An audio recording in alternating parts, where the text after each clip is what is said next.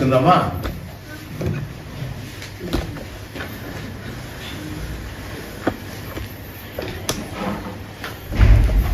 పరిశుద్ధమైన తండ్రి, మీరు మా కనుక దయగల దేవుడు ప్రభువా, ఎంత గొప్ప ధన్యత ప్రభువా. నేను రోజున మేము మోకాళ్ళ మీద ఉండి 1925 సంవత్సరం ప్రవేశించే గొప్ప ధన్యత మాకు దయచేసినాం ప్రభువా. సృష్టికర్తకు లోబడి సృష్టి యొక్క హస్తం కింద ఉండడం ద్వారా, సృష్టికర్త రెక్కల కింద ఉండడం ద్వారా మాకెంత గొప్ప ధన్యత ప్రభువా. ఈరోజు మేము తిరిగి ఆడుకుంటుండగా ఆత్మతోనూ సత్యం ద్వారా మాకు సహాయం దయచేయండి. వాగ్దానం ఇచ్చి నెరవేర్చువాడవు ప్రభువా. ఈ సంవత్సరం ప్రభావ మేము ఏ విధముగా నూతనమైన జీవితము, నూతన ఆశీర్వాదపడు మాకు సహాయపడమని ఎవరైతే ఈ మార్గం తరపడి తీసుకుని ప్లాన్ చేసాం ప్రభావ. ఎవరైతే డ్యూటీలో ఉన్నారో ఈ యొక్క ఆన్లైన్లో వీటికి సహాయం దయచేయండి. పరిశుద్ధమైన తండ్రి, లోకమంతా కూడా ఈరోజు నేను ఆరాధిస్తూ కొంతమంది స్వార్థ ప్రకటించడానికి కొరకాయి, కొంతమంది గృహాలు దర్శించి వారికి సహాయం చేయడానికి కొరకాయి ఈరోజు వాడుకుంటున్నాను ప్రభా.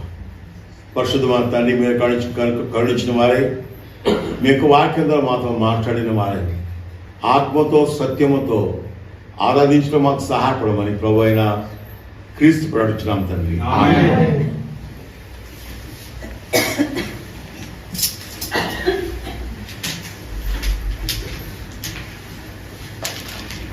యోహాను సువార్త, John's Gospel, chapter 4, verse 24. Sit properly. యోహాను సువార్త,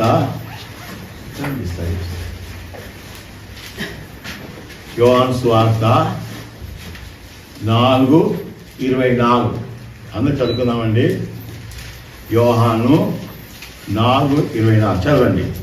దేవుడు ఆత్మ కనుక ఆయనను ఆరాధించువారు ఆత్మతోనూ సత్యముతోనూ ఆరాధింపవలెను. దేవుడు ఆత్మ. ఏమండి? దేవుడు ఆత్మ. మత్తయి సువార్త 1వ అధ్యాయం.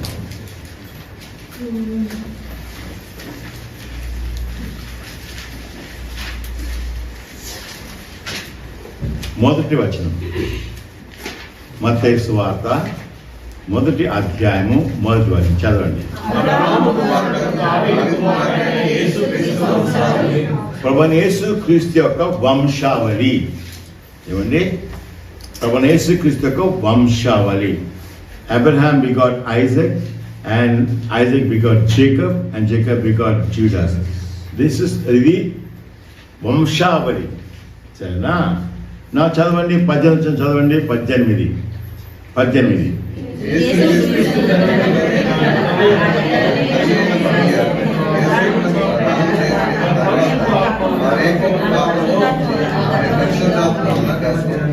ప్రభువైన యేసు క్రీస్తు పరిశుద్ధాత్మ ద్వారా జన్మించినాడు.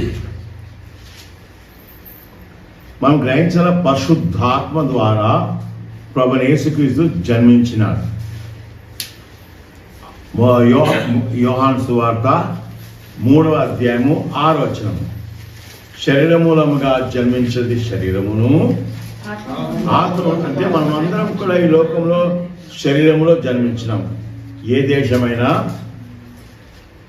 ఏ జాతి అయినా, ఎవరైనా కానీ మీరు ఒకవేళ ఎక్కడైతే 325 సంవత్సరాలు రోజులు మంచు పడుతుందో అక్కడ ఉన్న శరీరంలో ఒకటే టెంపరేచర్. ఒకవేళ మీరు రామగుండానికి ఊరు ఉంది ఆంధ్రలో, భయంకరమైన ఎండ, అక్కడ కూడా అదే టెంపరేచర్. అంటే దేవుని దృష్టిలో అందరం కూడా శరీరులము కాబట్టి శరీరము మన ఆశ, భోంచేయాలా, పని చేయాలా, సంపాదించాలా, అక్కడ పోలా, అంటే ఈ శరీరం కదా. అదే విధముగా ఆత్మలో శరీరముగా జన్మించిన శరీరమును ఆత్మ మూలముగా, పరిశుద్ధాత్మ మూలముగా జన్మించిన వాడు ఆత్మ కలిగిన వాడు. ఏమండి? పరిశుద్ధాత్మ ద్వారా. కానీ మనం గ్రహించాలా, మనము ఆరాధన చేసేటప్పుడు తిరిగి యోహాను సువార్త 4వ అధ్యాయం 23వ వచనం. Johne's gospel chapter 4 verse 23.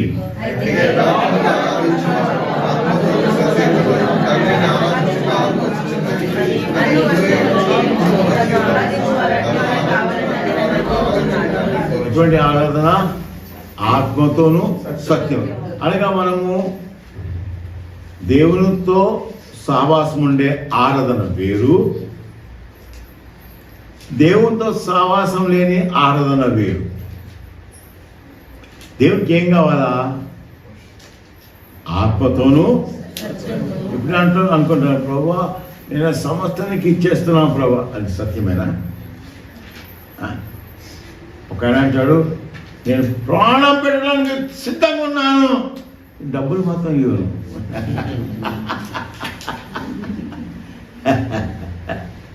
అంటే ఉత్తమ మాటలు కదా. ఏమండి, మనము సత్యం పలకాలి కదా. దేవుని దృష్టిలో దేవుని దగ్గరికి వచ్చినప్పుడు మనము దేవుడు అంటే ఆత్మతోనూ సత్యముతో. పుట్టిగొడ్డివాడు ఎవరయ్యా వెళ్తున్నారంటే నజరేయుడైన యేసు. నజరేయుడు అంటే అర్థం ఏంటిది? ఆ రోజుల్లో రోమా సైన్యము నజరేతులో ఉండేది. కానీ నజరేతానికి ఒక విధంగా నీచం. ఎందుకంటే రోములు ఎవరు? యూదులు రోమిల కింద బానిసత్వం ఉన్నారు. అందుకని ఈ రోములు అంటే యూదులకు చాలా కోపం. అదేనయ్యా నజరేయుడైన యేసు, అద్భుతాలు చేసే యేసు, చపాతీలు రొట్టెలు చేపలు ఇచ్చే ప్రభు యేసు క్రీస్తు. అయితే ప్రతిగోడు వాడు, దావీదు కుమారుడా నన్ను కరుణించు. ఆయనకు మాత్రం ఏంటిది? దావీదు కుమారుడు. తక్కువకి ఏంటిది? కొన్నిసార్లు మనం మందిరానికి రాము,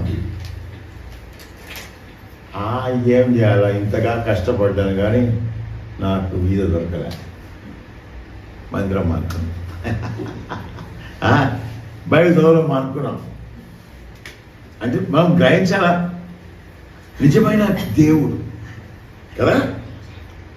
నాకు స్వస్థపరచలేదు, ఈయనకేంటిది?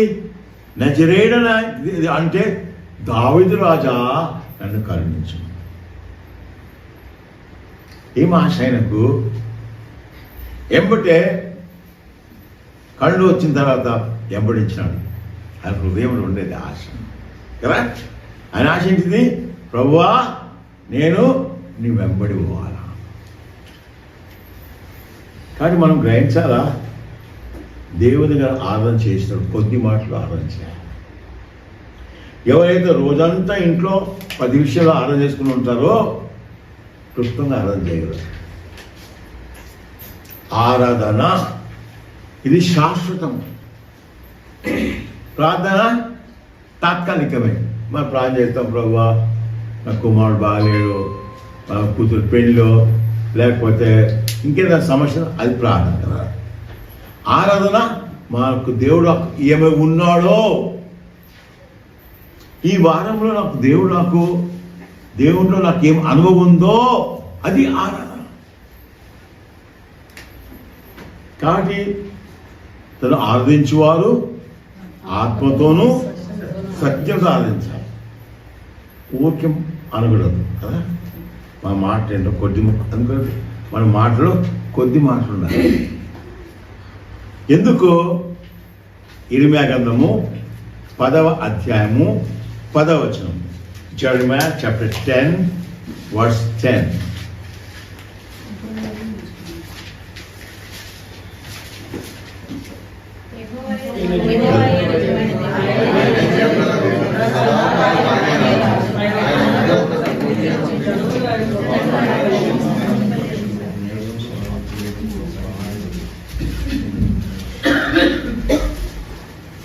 ఆయన జీవము గల దేవుడు. రెండవది సదాకాలమైన రాజు. మూడవది భూమి ఆ దేవుడు ఎక్కడున్నాడు? ఆ దేవుడు ఎక్కడున్నాడండి?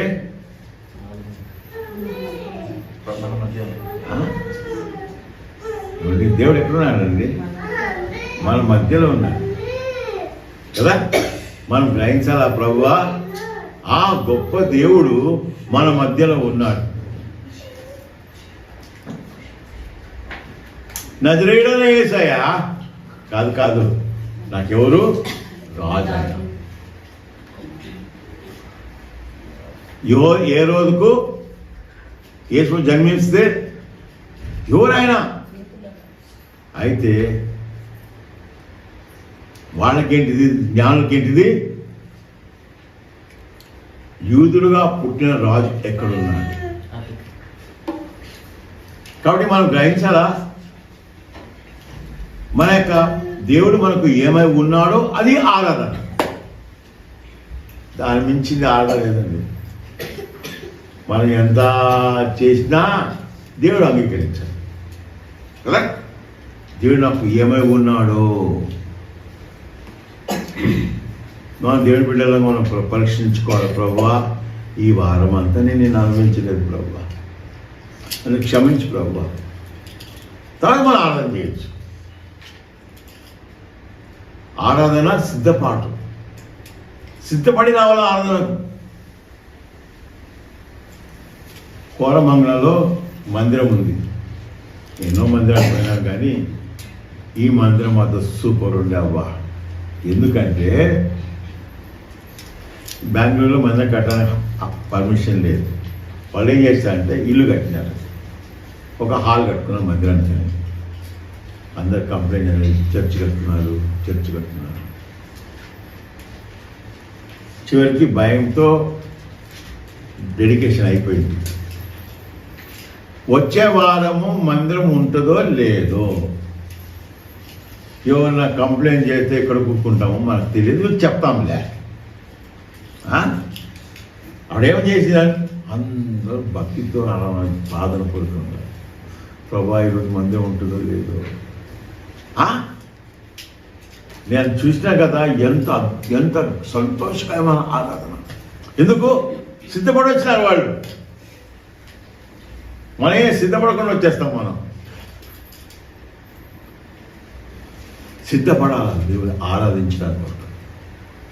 దేశ జ్ఞానులు దేవుని వాక్యం చదివి సిద్ధపడి మందిరానికి వచ్చినారు, యేసుకి వచ్చినారు. కానీ మనము దేవుని ఆరాధన ఇది శాశ్వతం.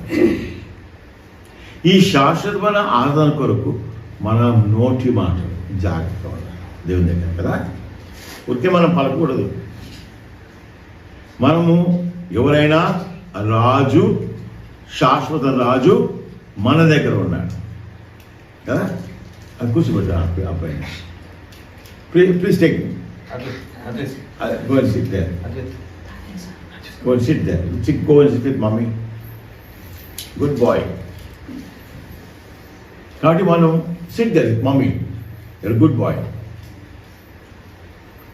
కాబట్టి మనం గ్రహించాలా, ఆ శాశ్వతమైన రాజు. నేను చూసుకున్నాం కదా, సిరిమిన దొంగ ఏమన్నాడు? ఆయన రాజు, శాశ్వత రాజుని గ్రహించినాడు కదా. తక్కిన వాళ్ళకి ఏంటిది? సిలువబడిన ప్రభువు యేసుక్రీస్తు. అయితే ఆ సిలువబడిన ఆయనకేంటిది? ఆయన శాశ్వతమైన రాజు. కాబట్టి ఆరాధన ఉన్నది మనకు దేవుడు ఏమై ఉన్నాడో అది ఆరాధన. కానీ దాని మించి మనం ఆరాధన చేయలేము. కాబట్టి మనం పరీక్షించుకోవాలి. ప్రభువా శరీరమూలంగా జన్మించినది శరీరమును, ఆత్మ మూలంగా జన్మించినది ఆత్మను. ఎంత గొప్ప ధన్యత తెలుసా మీకు? మత్తయి సువార్త 1వ అధ్యాయం.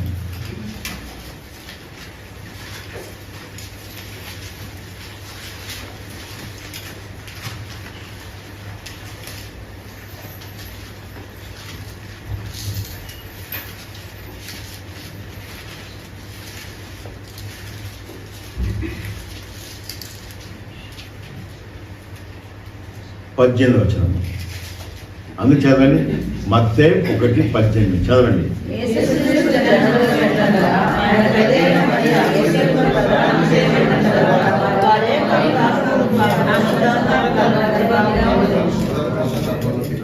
యేసు ఎట్లా జన్మించినాడు? మనం ఎట్లా మారుమోసు పొందినాము చెప్పండి. పరిశుద్ధాత్మ ద్వారా మనం మారుమోసు పొందినాం కదా. వాక్యం రాసింది 1 కొరింథీ రాసిన పత్రిక, రోమ రాసిన పత్రిక 8వ అధ్యాయం. Go and sit there. Go and sit there.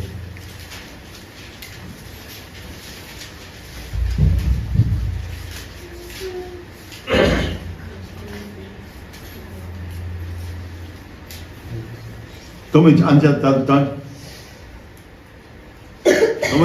చదవండి. 9 చదవండి. దేవుని ఆత్మ మీలో నివసించుచున్నది.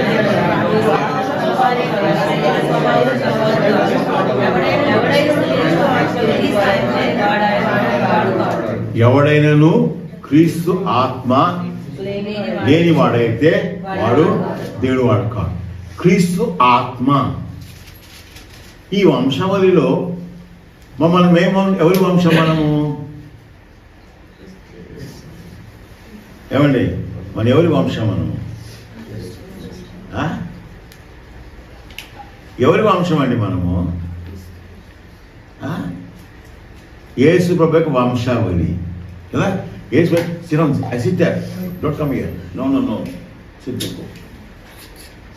కాబట్టి యేసు ప్రభు వంశావళి. వంశాలు మన ఎటు మనమే పోతే మనం గ్రహించాలి. Don't worry, you will learn, because I was like that. Yesu ప్రభు యేసుక్రీస్తు పరిశుద్ధాత్మ ద్వారా ఆయన జన్మించినాం కాబట్టి మనం కూడా ఆత్మలో జన్మించినాం కాబట్టి మనం కూడా ఎవరో వంశం ఉన్నాము? యేసుక్రీస్తు యొక్క వంశావళి కదా. యేసు ప్రభు యొక్క వంశము. చదవండి 1 కొరింథీ రాసిన పత్రిక 3వ అధ్యాయం 16వ వచనం. 1 Corinthians chapter 3 verse 16. 1 Corinthians chapter 3 verse 16. మీరు దేవుని ఆలయమని దేవుని ఆత్మ మీలో నివసించుచున్నదని అందరితో వెలిచి పట్టండి. అందరూ మీ పక్కన వచ్చే శుభటెట్లా చెప్పండి. వెనక చెప్పండి. మీరు దేవుని యొక్క ఆలయమని ఎరగరా? దేవుని యొక్క ఆత్మ మీలో నివసిస్తుంది. మీరు ఎరగరా? ఎట్టున్నామంటే ఏం లేనట్టుంటున్నాం. మీరు దేవుని ఆలయం అని ఎరగరా? అమ్మో నాయన, నా హృదయము దేవుని యొక్క ఆలయం కదా. దేవుని యొక్క ఆలయం. కానీ మనము దేవుని ఆదరించడానికి వచ్చినప్పుడు మనం పరీక్షించుకోవాలి. ప్రభువా, నా శరీరము దేవుని యొక్క ఆలయం. దేవుడు నాలో ఉన్నాడు కాబట్టి మనము కొత్తలం కలిగిన వాళ్ళమై క్లుప్తంగా ఎవరైతే రాత్రి ఆరాధన చేయలేదో వాడు ఇప్పుడు ఆరాధన చేయవచ్చు. మనం మీరు అనుకోకూడదు నాకు రాదు చెప్పకూడదు. ఏమండి, ఒకరోజు నేను ఒక ఆయనకు డబ్బులు పంపించిన. ఎక్కువ పంపలే, సగం పంపించిన. ఆయన థ్యాంక్స్ చెప్పలే. పంపుతా ఇస్తానా ఏమండి, మనం దేవుడికి ఒక మాట చెప్పలేమా మనము ప్రభువుకు? ఏమండి, ఎవరన్నా మనము కింద పడితే లేపితే అబ్బా థ్యాంక్ యూ అంటాము. ఎవరన్నా కొంచెం దేవునికి బంధాలు చెల్లించలేమా? మనకు ప్రాణం పెట్టండి యేసు. కాబట్టి నువ్వు 6 మంది పొందితే తప్పకుండా ఆరాధన చేయాలి మందిరంలో. నేను చెప్పకూడదు ఏం చేయాలా బ్రదర్, నేను ఎత్తుకుంటే వెళ్ళొచ్చుకుంటాను. ఆ టైంలో ప్రాణం చేయండి ప్రభు, ఆశ ఉండాలని. ప్రతిరోజు ఎల్లప్పుడూ దేవుని ఆరాధిస్తూ ఉండాలి. మనం ఎంత దేవుని ఆరాధిస్తాం అంత విశ్వాసం ఎక్కువైతుంది మనకు. మనం ఎంతగా ప్రతి విషయంలో దేవునికి వందనాలు చెల్లించాలి. ప్రతి విషయంలో ఎంతగా దేవునికి వందనాలు చెల్లిస్తామో మనము అంతగా విశ్వాసం ఎక్కువ అవుతుంది అనమాట. మన దేవుని బిడ్డలమ్మగా మనకిచ్చిన గొప్ప ధన్యత. ఈ లోకంలో దేవుని ఎరక్క వాళ్ళు అనుకున్న ఇదే కదా మనకు పరలోకం కదా. అయితే వాళ్ళకి తాత్కాలిక నరకానికి వెళ్ళాలి.